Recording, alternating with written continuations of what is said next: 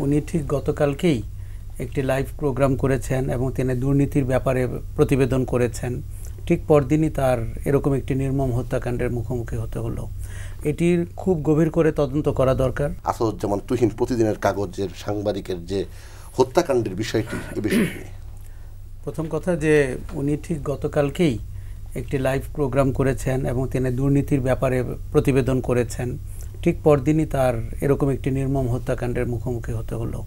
এটির খুব গভীর করে তদন্ত করা দরকার। কেননা আপনি দেখুন, সব আমলেই, যে কোনো শাসন আমলেই আমরা তো পচা গণমাধ্যমের কথা অনেক বলি, প্রশ্ন নয় প্রশংসা, গণভবন, গণমাধ্যম।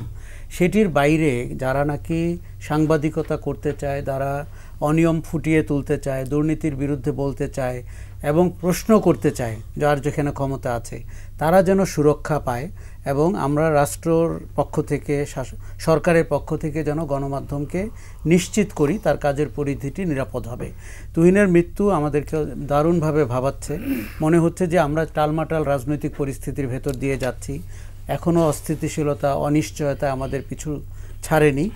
গণমাধ্যম যেন কোনোভাবে আশঙ্কার ভেতরে না থাকে এবং আপনি যেন সামাজিক প্রেশার তৈরি করে বা কোনো ব্যক্তির প্রেশার তৈরি করে গণমাধ্যমকে তার বস্তুনিষ্ঠ সাংবাদিকতা যদি তারা করে থাকে, সেই জায়গাটি থেকে যেন সরানোর চেষ্টা না করা হয়। এটি আমাদের সবার দায়িত্ব, রাজনীতিবিদদের দায়িত্ব, সরকারে যারা আছেন, এমনকি যারা নতুন রাজনৈতিক শক্তি হিসাবে তরুণদের ভেতরে দানা বাঁধতে চেষ্টা করছেন, তাদের প্রত্যেককে মনে রাখতে হবে আমরা যেন মোটা দাগে খারাপ গণমাধ্যম এবং দলদাস গণমাধ্যম বা সুবিধাবাদী গণমাধ্যম এবং কাজের জন্য উপযোগী গণমাধ্যমের পার্থক্যটি করতে পারি এবং সুরক্ষাটি যেন পেশাদারী গণমাধ্যমের দিকে থাকে। জি।